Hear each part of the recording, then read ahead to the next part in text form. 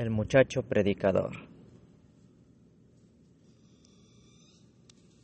A pesar de su modesto rendimiento académico, Billy esperaba asistir a la universidad cuando llegara el tiempo.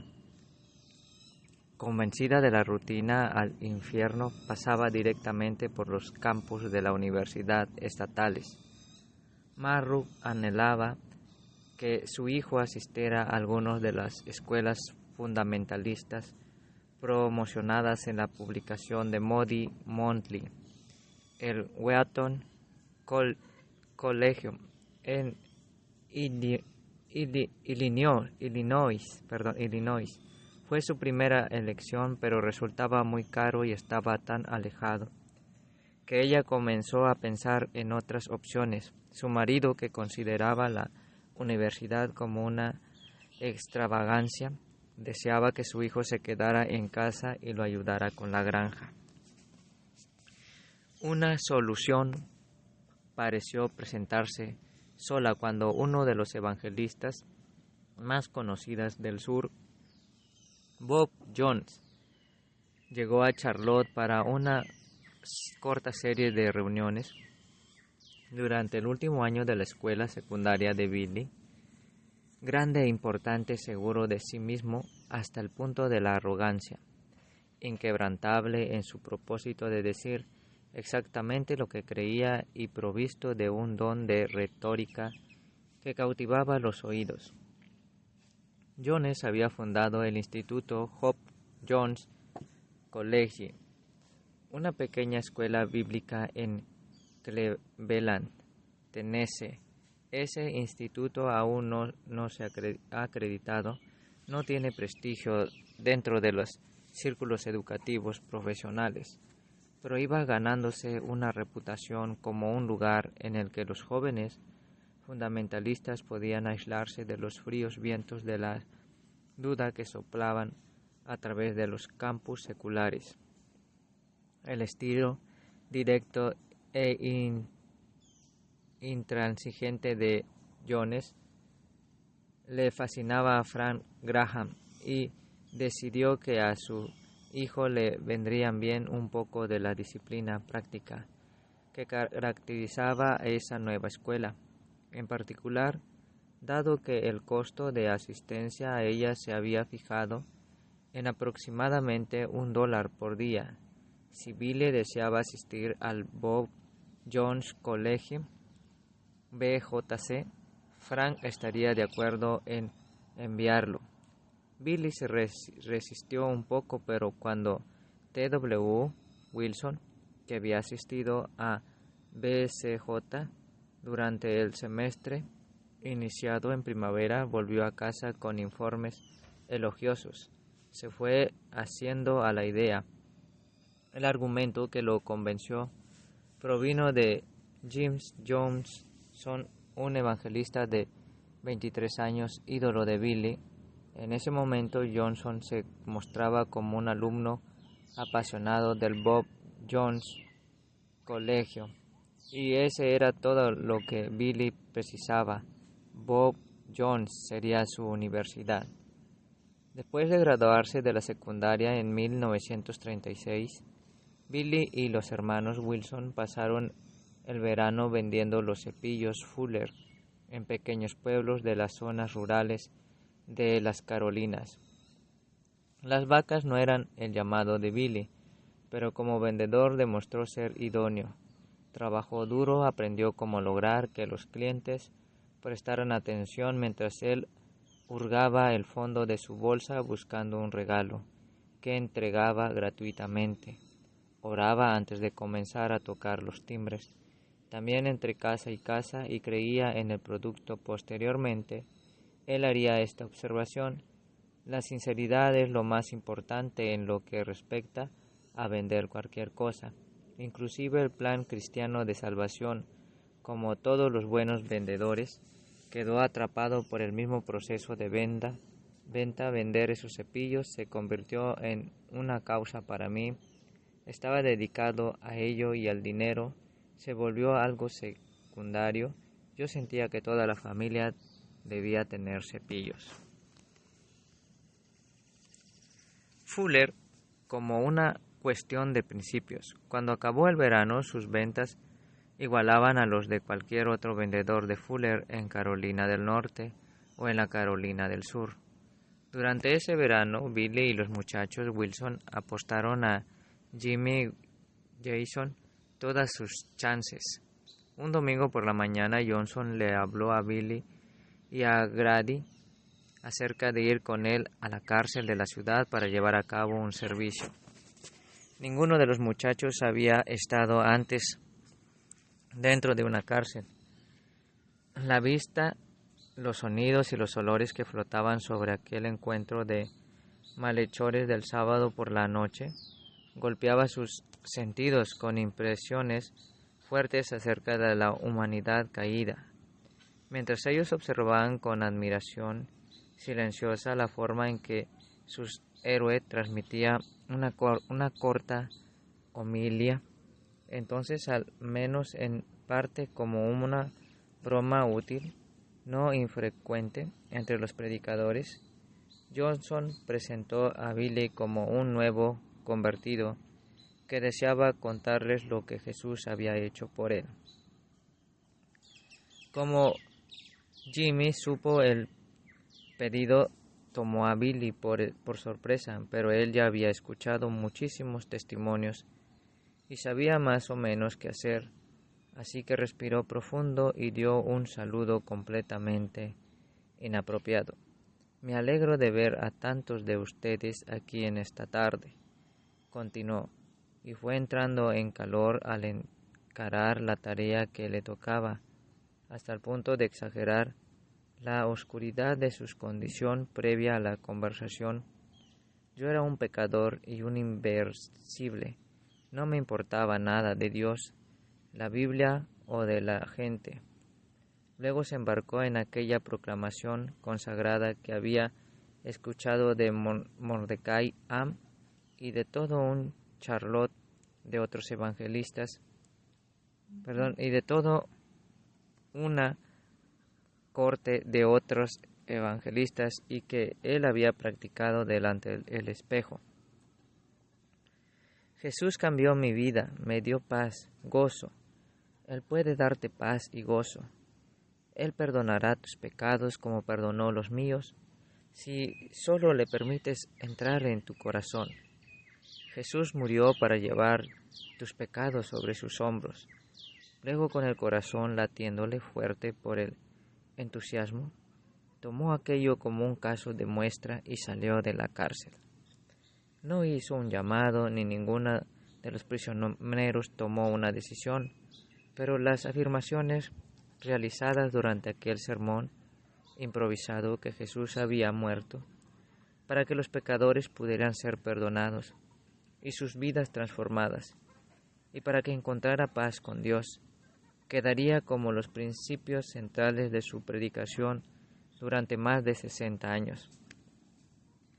A fines del verano, Frank Graham llevó a Billy y a los hermanos Wilson hasta Tennessee para que se matricularan en el Bob Jones Colegio.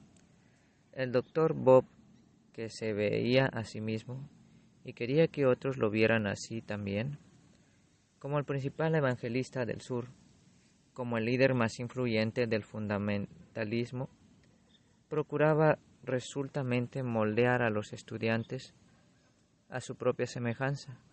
Por el lado positivo, era talentoso y entregado a niveles académicos y espirituales altos.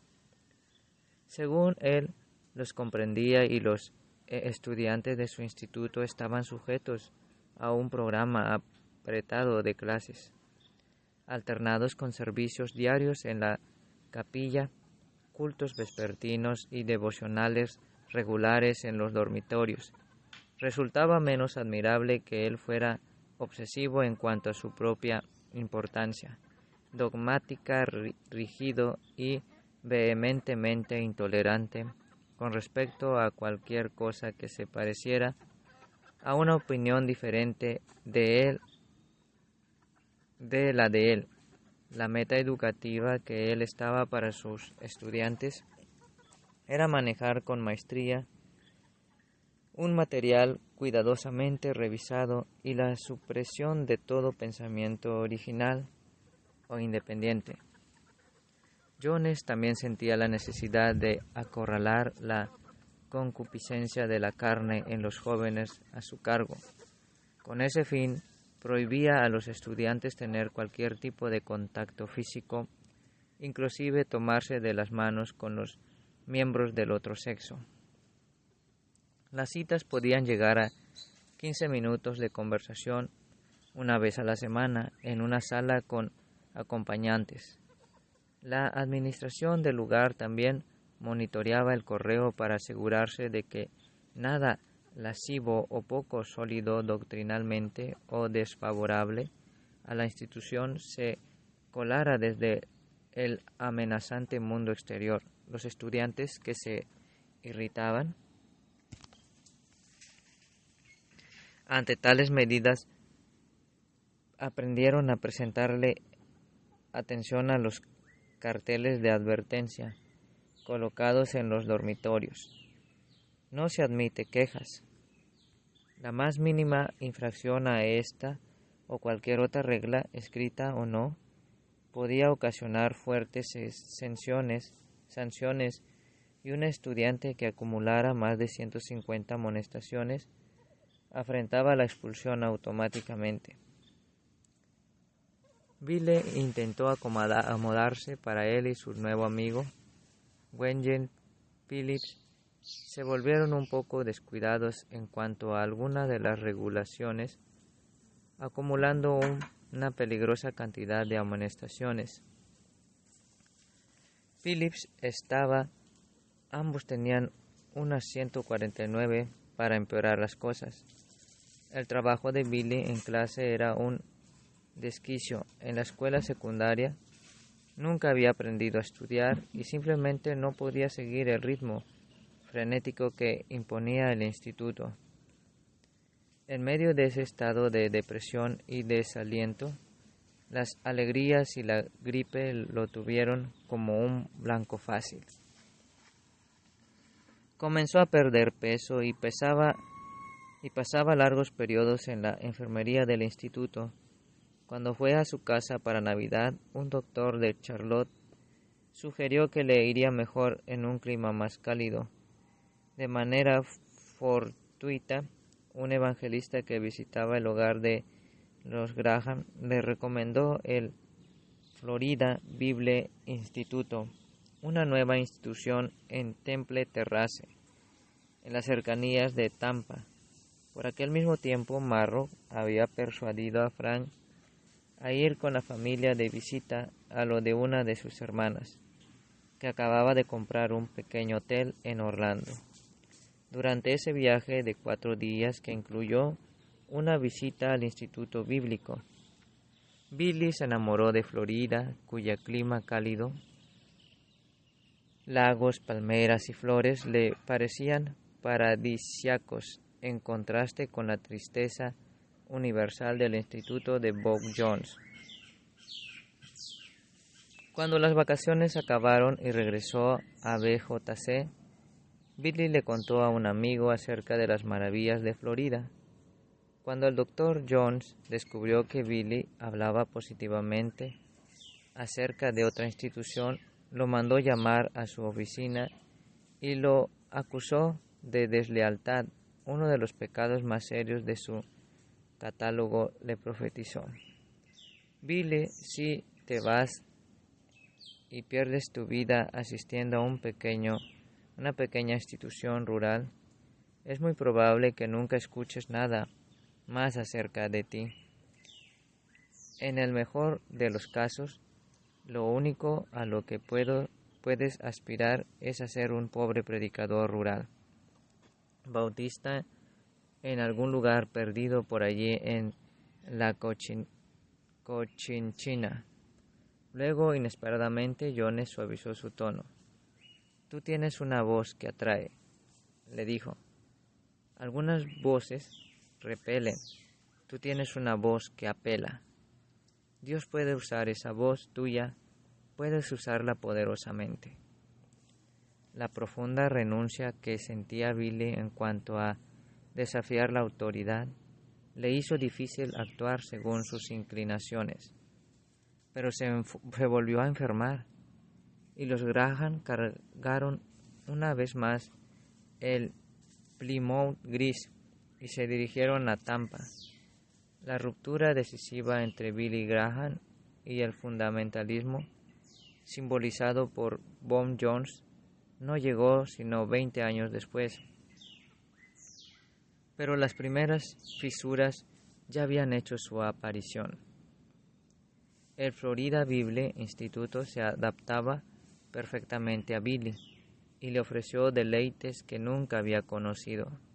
Sus instalaciones principales estaban ubicadas en un antiguo club de campo, un hotel de lujo que había quebrado durante la Depresión. El fundador y presidente del instituto, W. T.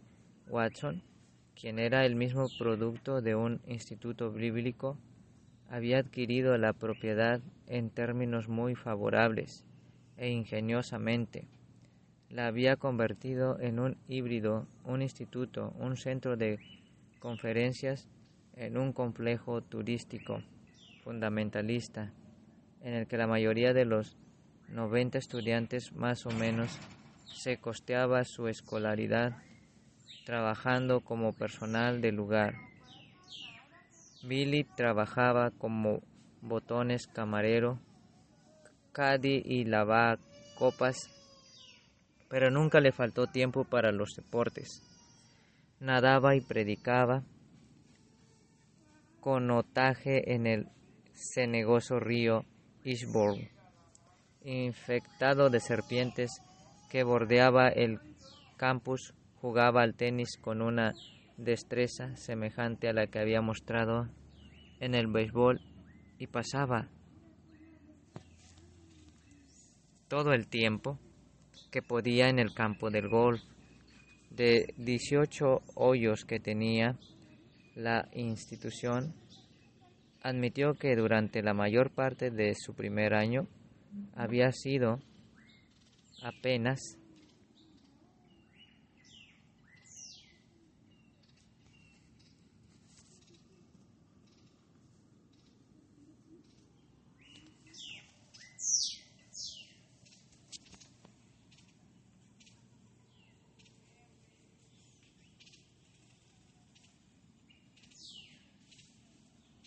Billy se deleitaba con su presencia, del mismo modo que en cada vez se había apagado a los evangelistas de la Liga Menor que pasaba por Charlotte. En su camino de ascenso también ahora aprovechaba todas las oportunidades de aprender. Billy analizaba sus fortalezas y debilidades, determinado a encontrar alguna manera en la que él pudiera prestarle un servicio semejante al Señor y a la Iglesia. Asistía a las conferencias y tomaba notas de los sermones. Se sentaba completamente fascinado cuando ellos llegaban a cabo sesiones informales en los salones del hotel. Servía sus mesas, lustraba sus zapatos, los acompañaba como caddy, les llevaba las maletas, se tomaba fotos con ellos y escribía a su casa diciéndole a su mamá lo mucho que anhelaba ser como este o como aquel. Posteriormente le hizo saber: creo que el Señor me está llamando al ministerio, y si lo hace será en el campo de la evangelización.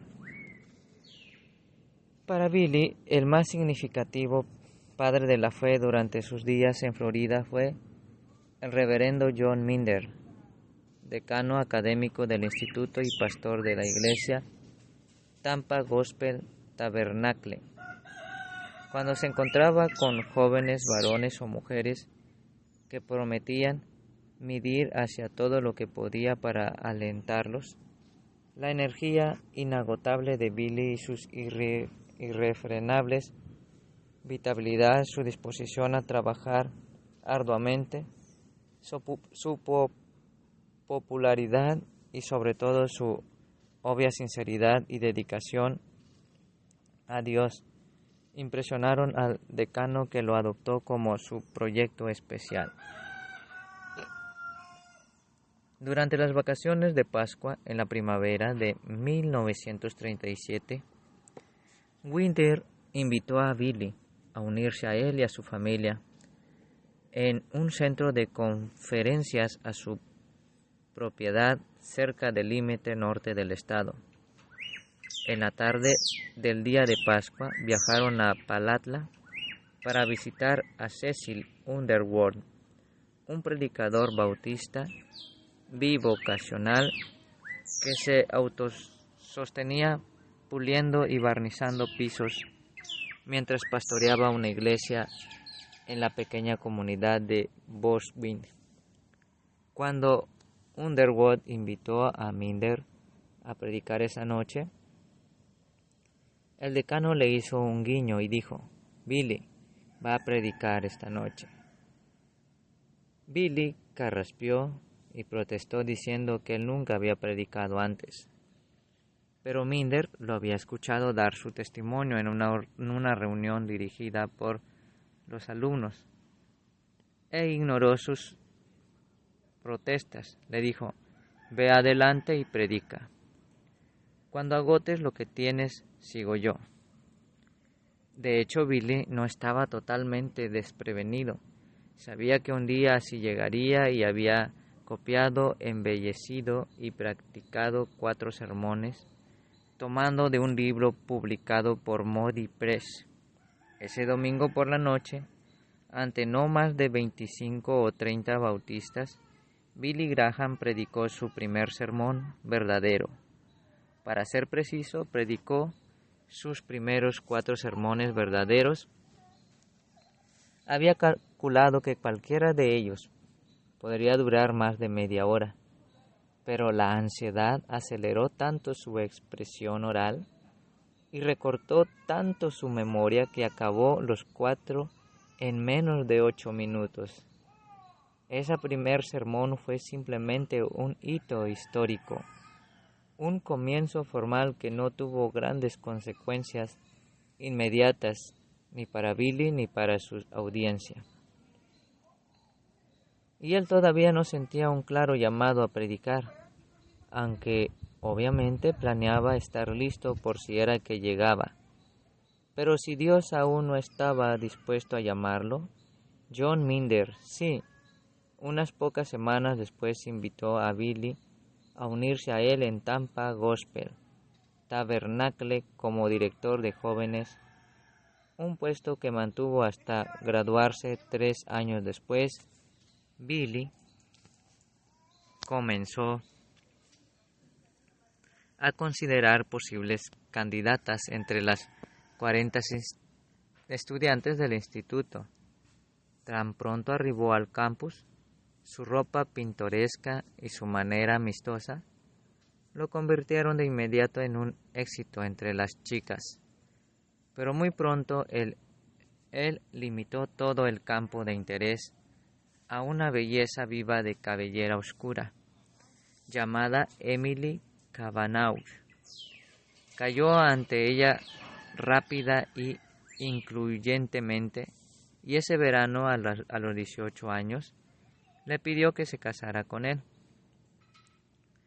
Luego de unas pocas semanas de reflexión, Emily aceptó la propuesta, pero continuó pareciendo insegura en su decisión. Una tarde de finales de primavera, ella rompió el compromiso y le devolvió el anillo.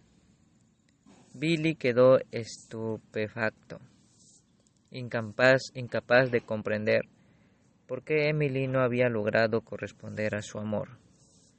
Su hermano Melvin tenía una teoría. Ella quería casarse con un hombre que fuera a ser alguien, y no creía que él lo lograra. Creo que eso constituyó todo un punto de inflexión. Él se deprimió y le pidió al Señor algo a que aferrarse.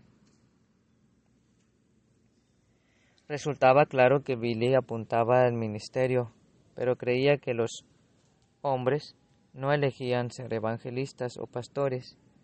Dios los elige. y cuando Él los elige, ellos lo saben.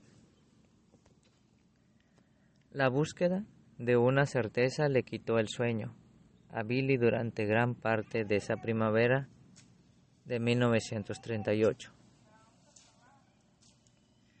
Noche tras noche, llevado por el insomnio, caminó por las calles de Temple Terrance o vagó por la compañía húmeda y exuberante hasta por 3 o 4 horas,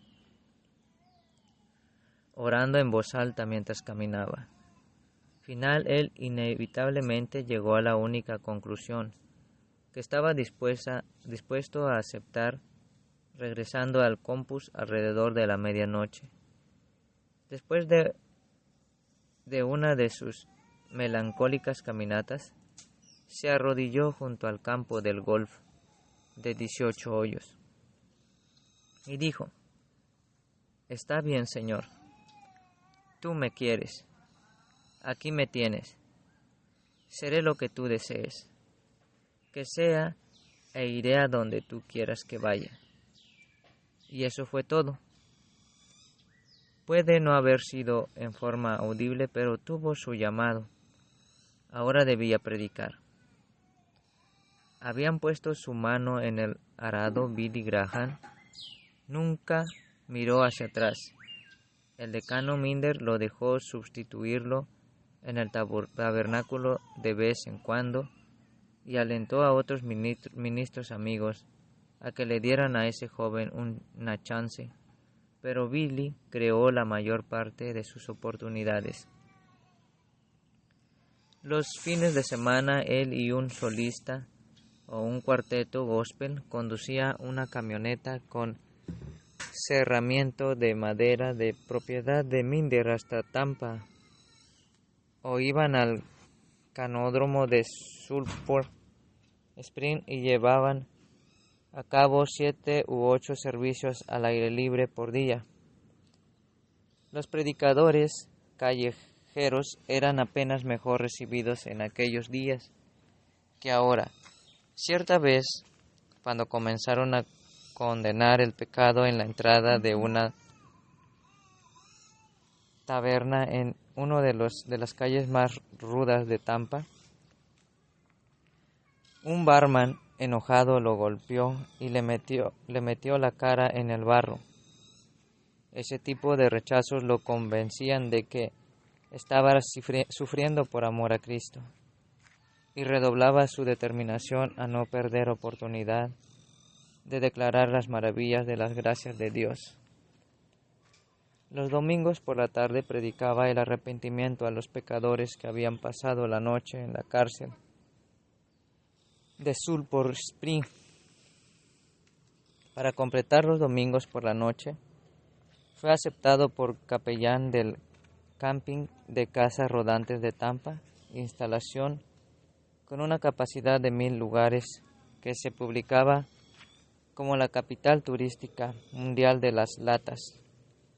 Durante la temporada alta de las vacaciones de invierno, con frecuencia congregaba a varios cientos de esos turistas en los servicios que llevaba a cabo en el pabellón central, donde lo escuchaban predicar la versión pulida del sermón que ya había predicado varias veces durante el fin de semana.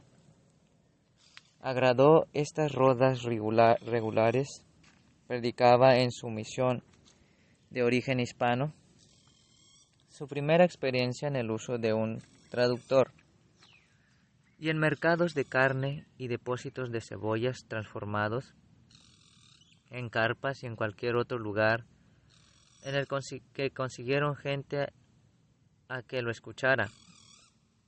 Cuando se le presentó la oportunidad de hablar en la audición Back on Our, un programa de radio producido por el instituto, aceptó con rapidez, dando inicio a su aparición inaugural en un púlpito electrónico con el tembloroso ruego: «Gente, oren por mí, porque nunca he hecho esto antes».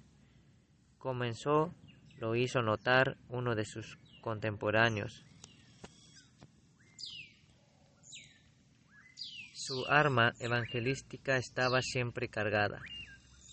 A medida que Billy adquiría experiencia y habilidad, las iglesias rurales que confiaban en los jóvenes salidos de los institutos como predicadores suplentes comenzaron a invitarlo a hablar desde el inicio por razones que desafiaban la posibilidad de una explicación fácil.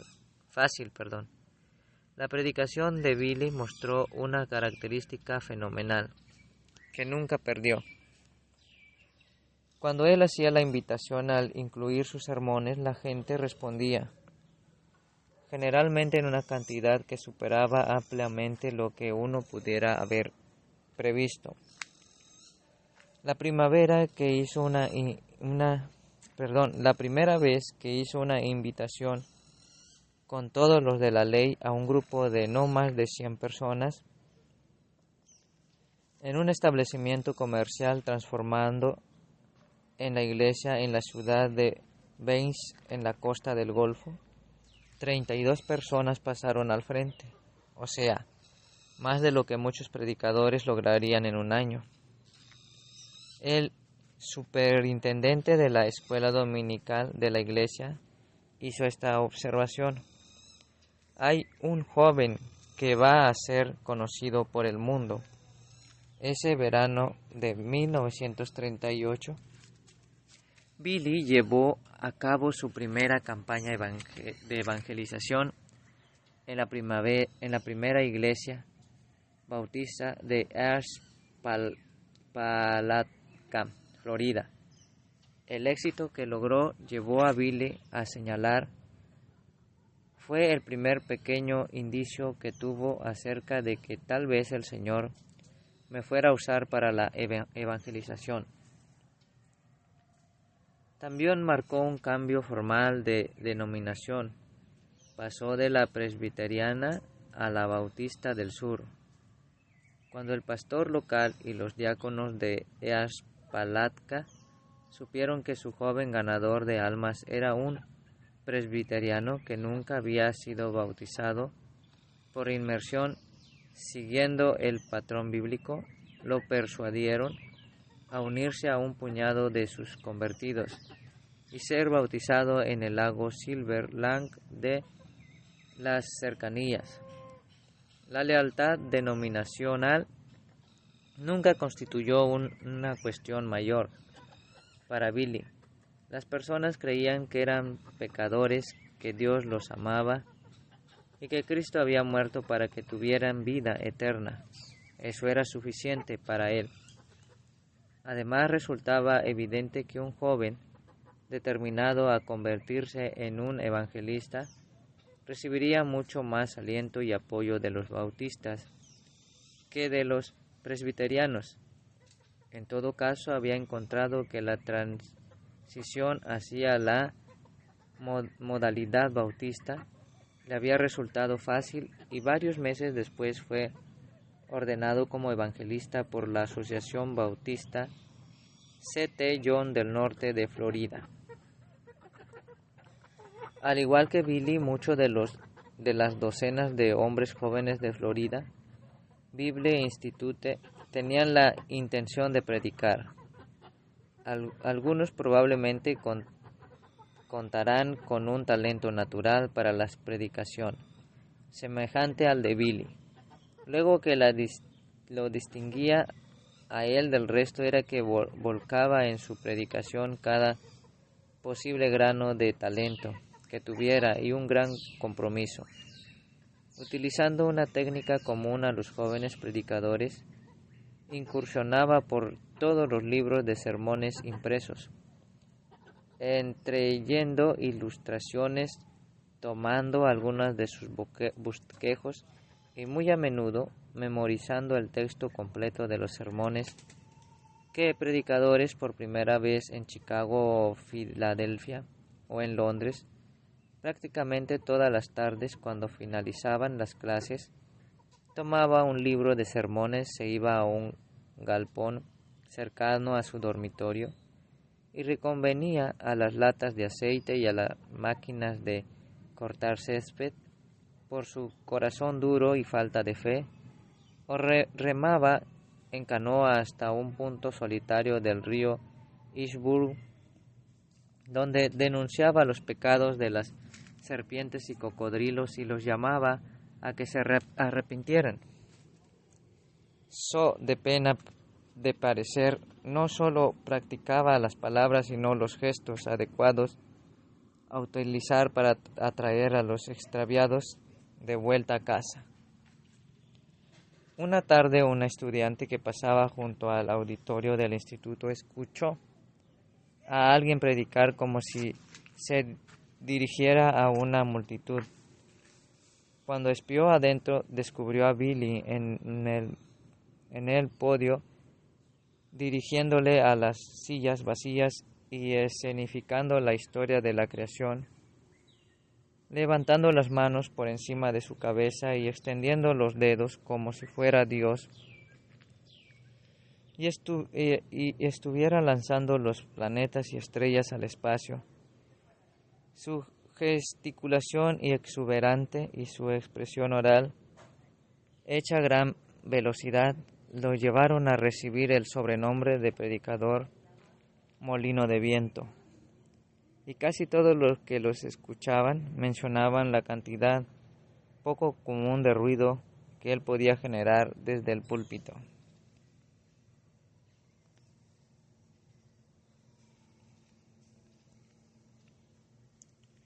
Billy estaba dispuesto a practicar sus sermones ante un auditorio vacío, pero cuando llegara el tiempo de enfrentarse a una audiencia viviente, deseaba que esas sillas estuvieran llenas. Desde el principio mostró una aguda comprensión del papel que podía jugar la autopromoción de la carrera de un evangelista. Mandó hacer estandartes de los que se levantaban a la gente. Escuche a Billy Graham y distribuía volantes que lo describían como uno de los evangelistas jóvenes más destacados de los Estados Unidos, y agregaban mensajes dinámicos que nunca olvidarán. También aprendió a publicar el hecho de que los servicios incluían una buena parte de entretenimiento consagrados, buenas canciones todas las noches, tríos, cuartetos, dúos, solos, una orquesta y abundantes oportunidades de trato social. Tus amigos estarán allí, ¿por qué tú no? El instituto donde él, que obtuviera los mayores honores, recibiría el reconocimiento de ganador de almas. Parecía Saúl entre los benjaminitas. Sin embargo, Billy se daba cuenta de que necesitaba credenciales más importantes que un diploma por el curso de entrenamiento de obreros cristianos, otorgado por un instituto fundamentalista muy poco acreditado. Los institutos bíblicos no pretendían ofrecer un currículo amplio, y él sabía que había huecos en su educación. Aunque deseaba dedicar cada una de las horas que pasaba despierto a una evangelización activa, con sabiduría decidió aceptar una notable oferta que había recibido unos pocos meses antes. Durante el invierno, un grupo de turistas asociados con el Wheaton Colegio había pasado algunos días en el hotel del instituto. Escucharon a Billy predicar en el Tampa Gospel Tabernáculo y quedaron impresionados, pero percibieron que necesitaba ampliarse y profundizar. Elner Admen, el hermano del presidente de la Universidad Wheaton, V. Raymond Edman, le dijo que debería ir a Wheaton. Billy le respondió: eso era lo que mi madre deseaba, pero es demasiado claro. Un día o dos después, Edman y otro hombre cuyo hermano era presidente del consejo de administración le pidieron a Billy que hiciera de cadie.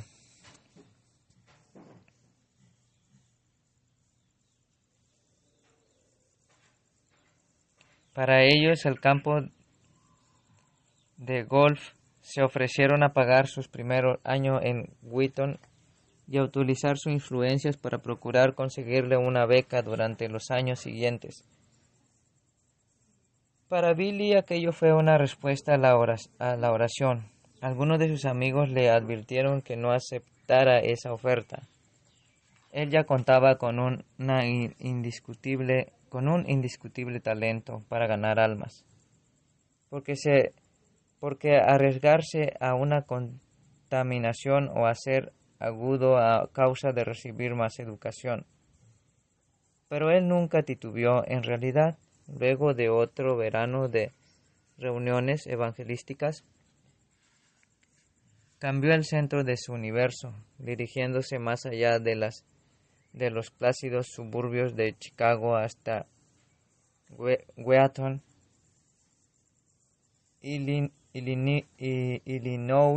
Illinois, ahora convertido en el centro intelectual y político del mundo fundamentalista.